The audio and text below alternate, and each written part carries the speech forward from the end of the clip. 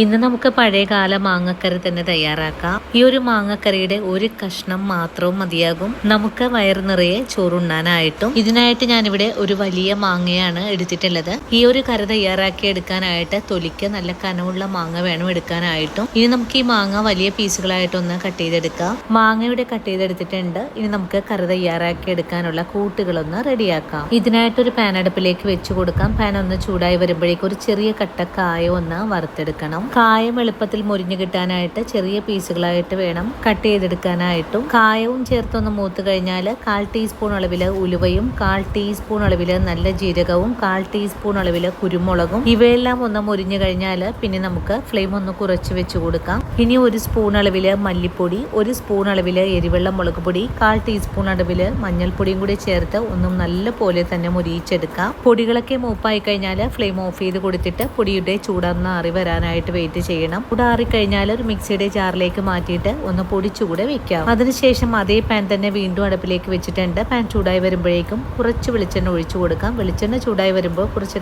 കടുക് പൊട്ടിക്കഴിഞ്ഞാൽ കറിവേപ്പിലയും വറ്റൽമുളകും ചേർക്കാം. താളിപ്പൊന്ന് മുരിഞ്ഞു കഴിഞ്ഞാൽ പിന്നെ നമുക്കിതിലേക്ക് ഒരു 5 അല്ലി കൊച്ചുള്ളിയും 10 അല്ലി വെളുത്തുള്ളിയും കൂടി ചേർത്ത് ഒന്നും കൂടെ മുരിയിച്ചതിന് ശേഷം കട്ട് ചെയ്ത് വെച്ചിരിക്കുന്ന മാങ്ങ കഷ്ണങ്ങൾ ചേർത്ത് ഒരു 2-3 മിനിറ്റ് നേരം ഒന്ന് വഴറ്റിയെടുക്കാം.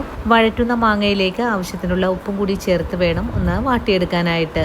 മാങ്ങയുടെ തൊലിയൊക്കെ ഒന്ന് വാടിക്കഴിഞ്ഞാൽ ഫ്ലെയിം ഒന്ന് ഓഫ് ചെയ്ത് കൊടുക്കാം. അതിനുശേഷം ഒരു മൺചട്ടി അടുപ്പിലേക്ക് വെച്ച് കൊടുക്കാം. ഇനി ചട്ടിയിലേക്ക് പൊടിച്ചെടുത്തിട്ടുള്ള പൊടി ചേർക്കാം. കൂടെ തന്നെ 1 കപ്പ് വെള്ളവും 1 നുള്ളുപ്പും കൂടി ചേർത്ത് നല്ലതുപോലെ ഇളക്കി ഒന്ന് തിളപ്പിച്ചെടുക്കാം. അരപ്പ് തിളച്ച് നല്ലതുപോലെ കുറുക്കി വന്ന പാകത്തിലേക്ക് ആയിക്കഴിഞ്ഞാൽ പിന്നെ വഴറ്റി വെച്ചിരിക്കുന്ന മാങ്ങ കൂടി ചേർക്കണം. മാങ്ങയും ചേർത്ത് ഒന്നുകൂടി ഇളക്കി യോജിപ്പിച്ച് കൊടുക്കാം. ഇനി 2-3 മിനിറ്റ് നേരം നല്ലതുപോലെ വെട്ടി തിളച്ച് വരുന്ന സമയത്ത് ഇതിലേക്ക് 1 സ്പൂൺ അളവില് ശർക്കരപ്പൊടി കൂടി ചേർത്ത് കൊടുക്കാം. ശർക്കരപ്പൊടിയും ചേർന്ന് നല്ലതുപോലെ കറിയൊന്ന് തിളച്ച് വരുമ്പോഴേക്കും നമുക്ക് ഈ ഫ്ലെയിം അങ്ങ് ഓഫ് ചെയ്ത് കൊടുക്കാം. അങ്ങനെ വളരെ രുചികരമായിട്ടുള്ള പഴയകാല നാടൻ മാങ്ങക്കറി ഇവിടെ റെഡിയാണ്. വീഡിയോ കാണുമ്പോൾ നിങ്ങൾക്ക് ഇഷ്ടപ്പെടുവാണെങ്കിൽ വീടുകളിൽ ഒന്ന് ട്രൈ ചെയ്ത് നോക്കണേ. അതുപോലെ നിങ്ങളുടെ വിലയേറിയ ലൈക്ക് തരാനും മറക്കരുത്. അപ്പോൾ ഇനിയും നല്ലൊരു വീഡിയോ ആയിട്ട് നാളെ കണ്ടുമുട്ടാം. അതുവരെ ഒത്തിരി സ്നേഹത്തോടെ വീണ്ടും കാണാം.